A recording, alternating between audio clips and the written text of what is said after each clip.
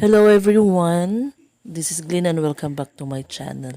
So today's video is ako lang ipakita or just to have a video of this portable sewing machine.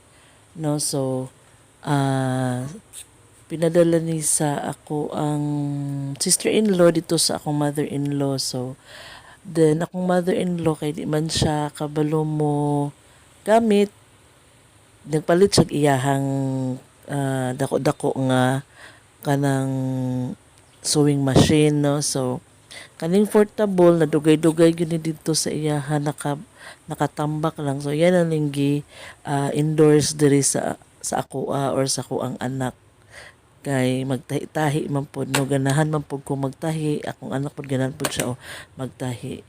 So i-check nato tag sa ang unsay mga parts ani niya kani nga portable sewing machine.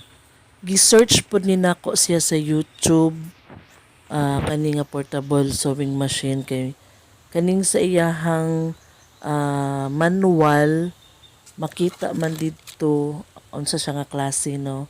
Iyang number sa machine pod.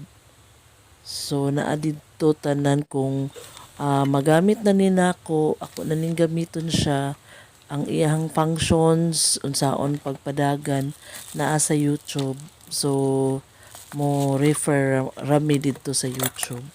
Sa pagkakaroon lang ako lang sa siyang kuhaan og kanang video sa kada parts niya, yang whole kuan sa portable nga sewing machine. So ang pagpadagan siguro is after na gyud nga kanang ma-oilan na ni siya, aya na dahil ni siya nga mag-video ko nga kanang nagtahi na gyud, no, nagamit na gyud nako ni siya.